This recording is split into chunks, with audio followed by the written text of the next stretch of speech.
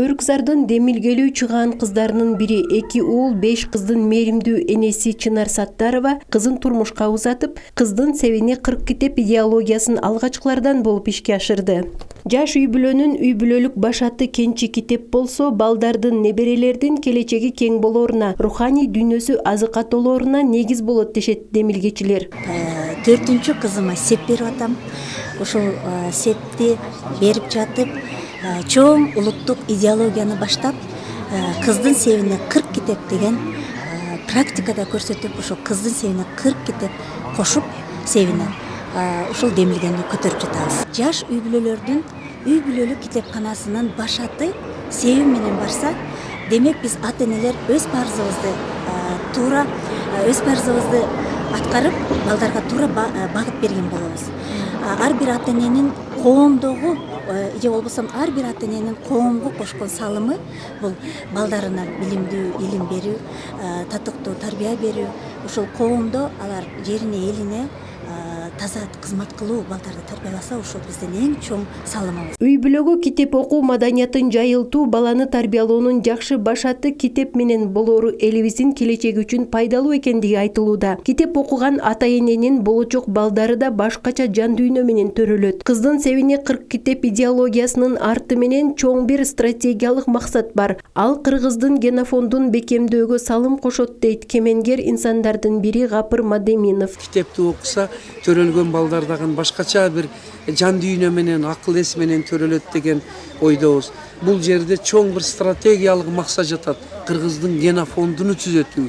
Өзү генофонд, өзү бир 2-чи, 3-чү муундан барып түптөлөт экен, чыныгы зыяли, интеллектуалдык тарбияланган. Ошол үчүн азыр биз жаш жубайларга ошол жөрөлгөнү баштап берсек, алардын балдары андан кийинки муундар, кудай калса кыргыздарда өтө акыл эси, иман, адеби бакубат муун өсүп чыгат деген ниеттебиз. Кыздын Севине 40 китеп демилгеси учурдун талабына ылайык колго алынып жатат. Анткени үйдө китеп турганы өзү да улуу касиет. Акыркы кездерде китеп окуудан оолактап бара жаткан коом үчүн жакшы идеология болду дешет демилгени жактыргандар. Улуттук идеологияда жалаң ошол китеп менен сугарылып, китеп менен чоңоюп, ушу 90-жылдарга чейинки мөөнөттө ар бирибиз ушу адабият бурчубузду коюп, ал адабият бурчубузда адабий китептер, ошол эле учурда акылына саат китептер, анан чет өлкөлүк китептер, башка элдин маданияты жөнүндөгү китептер менен сугарылып чоңойдук.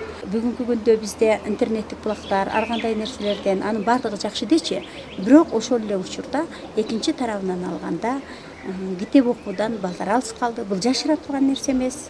Көбүнесе азыр мобилдик телефондордун укмуштуу алдыңкы катардагы маркалары чыгып кетти, айфонго чейинки. Кимдин мүмкүнчүлүгү жетсе, ошол даражада балдарына алып берген учурлар көп. Ал балдар ошо интернет булактарынан башка нерселерди, анда ичинде толгон токой жалаң акыл насаат жөнүндө эмес, андан башка да нерселерди көбүнесе кабылдап, балдарыбызга кетири таасирин тийгизгени бар. Севине 40 китеп бир күндө эле пайда болгон жок. Бунун түпкү себеби энелер мектеби болуп атат. Ошол 96-жылы энелер мектебин өзү түзүп, ата-энелер үчүн деген китепти жазып, анан ошо энелер мектебинин программасын түзүп, анан балдар эмне үчүн китеп окубайт, эмне үчүн окуганын түшүнбөйт деп анан үй бүлөнү изилдеп атып, демек үй бүлөдө китеп окуу маданияты жок экен. Үй бүлөдө окуй турган китеп жок экен деп, анан бул азыр кыз Севине 40 китеп деген долбоор 5-6 жыл болду.